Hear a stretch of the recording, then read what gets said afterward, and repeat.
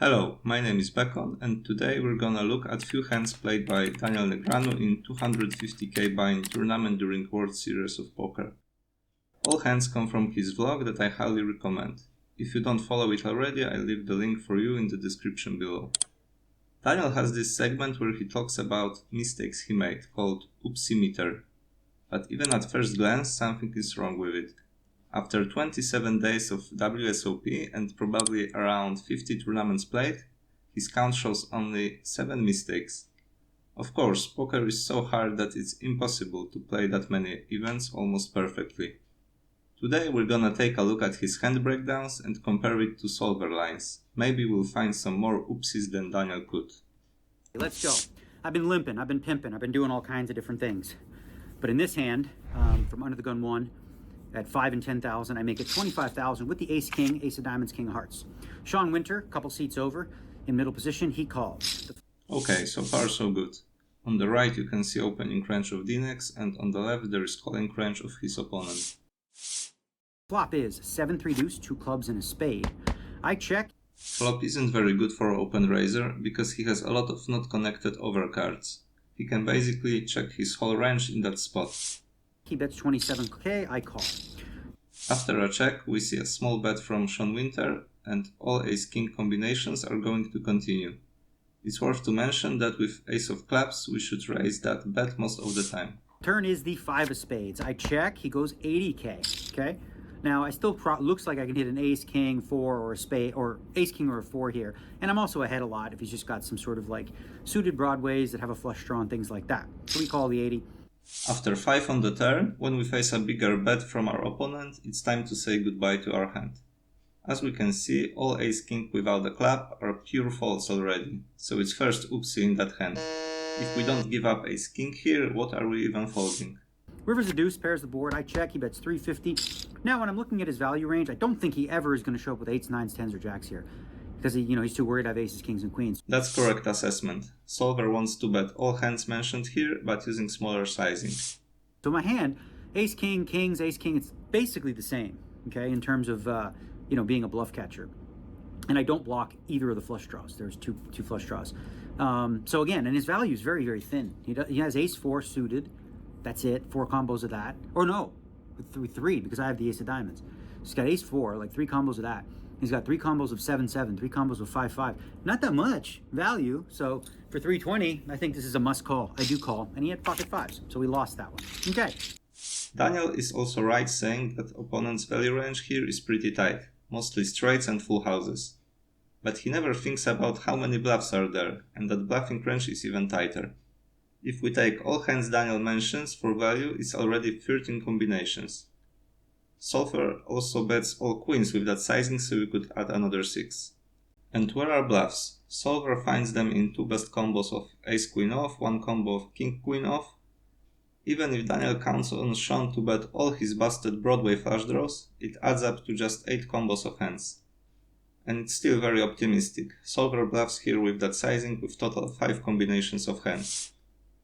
As we can see, it's not must call. He should do the opposite and fold almost all ace-kings he got to the river with, and it's second oopsie in that one hand. Early on, I was 1 million deep, 15 and 30 blinds. Under the gun with king of spade, king of hearts, I min-raised to 60. Folds to Chris Brewer, he defends. Again, preflop is all good. Flop.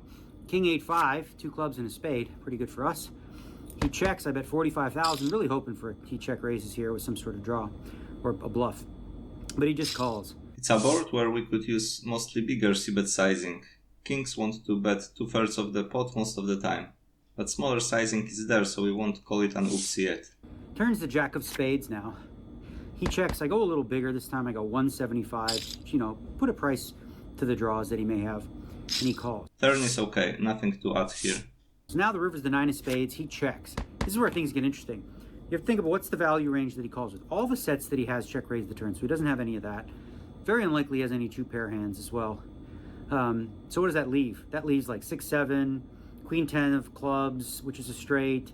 It leaves any backdoor spade draws, like a whole bunch of stuff that if I just put his chips, if I just put the rest in, he's gonna call me with all those. And what hands does he call with me with that I beat? If I don't think he has a set ever, and he doesn't have 2 pair, Well, I mean, so I check. And he had ace-10 of clubs, so he wasn't calling anyway. Okay, here is a big problem. Daniel is right that big blind doesn't have any sets, but he still has some two pairs. And what's more important, he has to call almost half of his range to not overfold to pot size bet. Daniel didn't even consider smaller sizing. So he has to call not only all his two pairs, but also almost all top pairs, almost all second pairs, and even some fourth pairs. His kings have 85% equity on that river versus Brewer's range, and checking them back is criminal. He also has king of spades blocking most common backdoor flushes.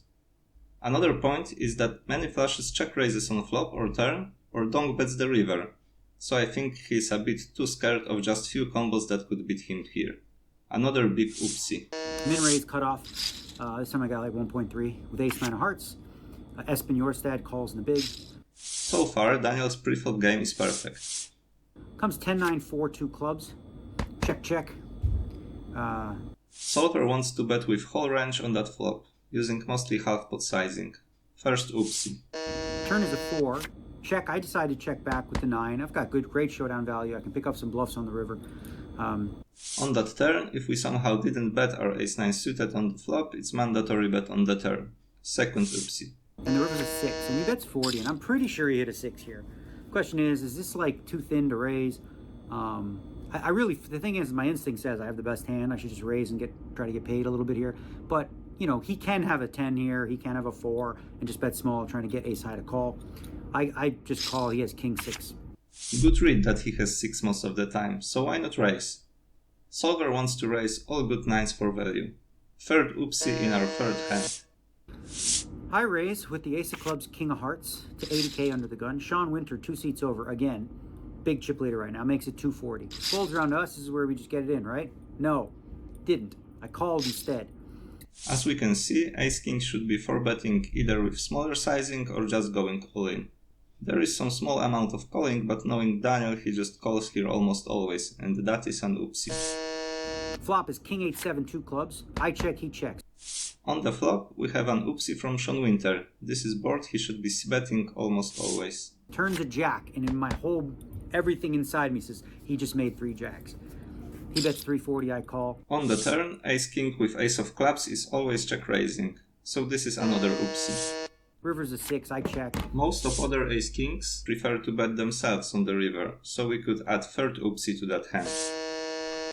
In just few hands from one tournament, we found more oopsies than Daniel found after 27 days of grinding. To give him some credit, there was one more hand in his breakdowns from that tournament that he played really well, so it wasn't all oopsies. Let me know what do you think about this format in the comments, and also don't forget to subscribe to the channel because more content is coming. See you next time.